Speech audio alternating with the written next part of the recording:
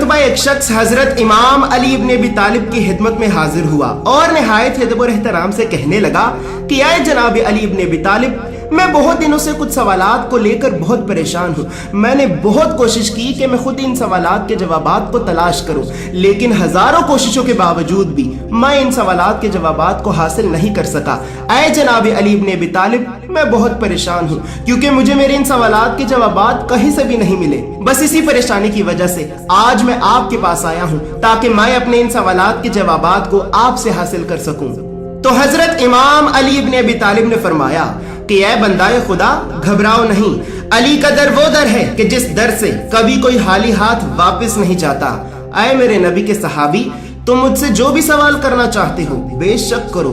तो वो शख्स कहने लगा कि ऐ जनाब अली इब्न अबी तालिब, मेरा पहला सवाल यह है कि इस कायनात में वो ऐसी कौन सी 10 चीजें हैं कि जो एक दूसरे से भी ज्यादा सख्त हैं। मेरा दूसरा सवाल यह है कि इस जमीन पे सबसे पहले बुत परस्ती कहाँ से शुरू हुई और किसने शुरू की। मेरा तीसरा सवाल यह है कि असहाबे कहफ के अलावा इस जमीन पे मरने के बाद क्या किसी और को भी दोबारा फिर से जिंदा किया गया है? अगर किया गया है तो किसे किया गया है? मेरा चौथा सवाल यह है कि समंदर में इतनी बड़ी बड़ी लहरें किस तरह से पैदा होती हैं? आप मुझे इन लहरों के बारे में बताएं। मेरा पांचवा सवाल यह है कि इस जमीन पे सबसे पहले शेर व शायरी किसने शुरू की।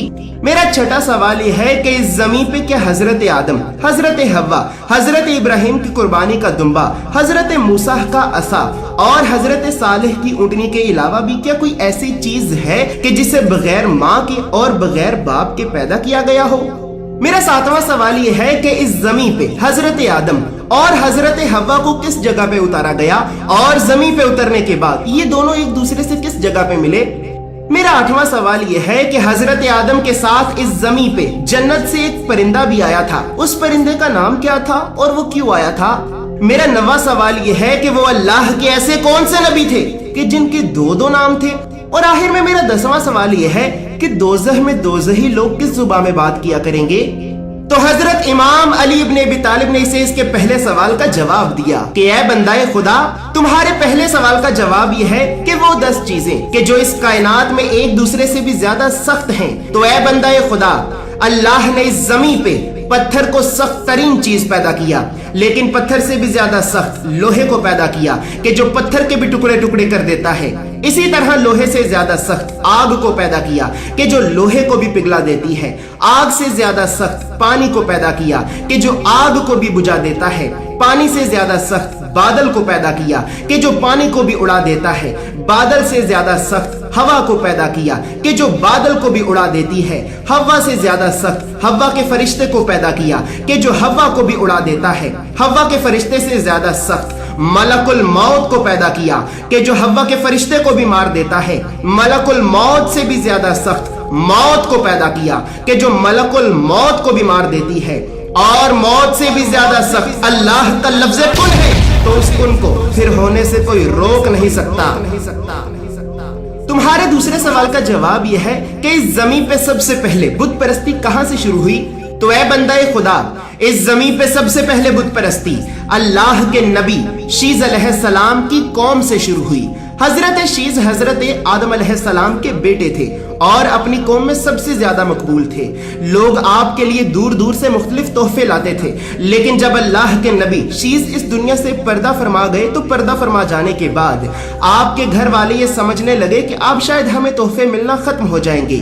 तो बस इसी वजह से शीज अलैहिस्सलाम के घर वालों ने तोहफे हासिल करने के लिए मिट्टी का एक बुत बनाया और बुत बनाने के बाद लोगों से ये कहने लगे कि आए लोगों, अल्लाह के नबी शीज इस दुनिया से पर्दा फरमा गए हैं। अल्लाह के नबी की याद के लिए हमने ये एक बुत बनाया है ताकि हम इस बुत को देखकर हर वक्त अल्लाह के नबी को याद रख सकें। तो बस इसी तरह जब उस वक्त के लोगों ने ये देखा कि शीज अलैहिस्सलाम के घर वाले तो खुद अपने घर में ही शीज अलैहिस्सलाम का बुत बना रहे हैं, तो दूसरे लोगों ने भी अपने अपने घरों में अल्लाह के नबी शीज अलैहिस्सलाम का बुत बनाना शुरू कर दिया। और इसी तरह शैतान ने इन लोगों को गुमराह किया और इनकी आने वाली अगली नस्लों के दिलों में भी कुफ्र डालने लगा। और इसी कुफ्र की वजह से ही इस जमीन पे सबसे पहले बुत परस्ती का आगाज हुआ।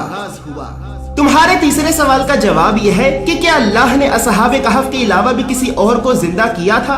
तो ए बंदा खुदा, अल्लाह ने असहाब कहफ के अलावा हजरत मूसा की कौम को मरने के बाद दोबारा फिर से जिंदा किया। जब हजरत मूसा ने अल्लाह का दीदार करने के लिए अल्लाह से दरखास्त की तो उस वक्त अल्लाह ने हजरत मूसा को कोहे तूर पहाड़ पे बुलवाया। जब हजरत मूसा कोहे तूर पहाड़ पे पहुंचे तो उस वक्त आपके साथ आपकी कौम के 70 लोग भी थे।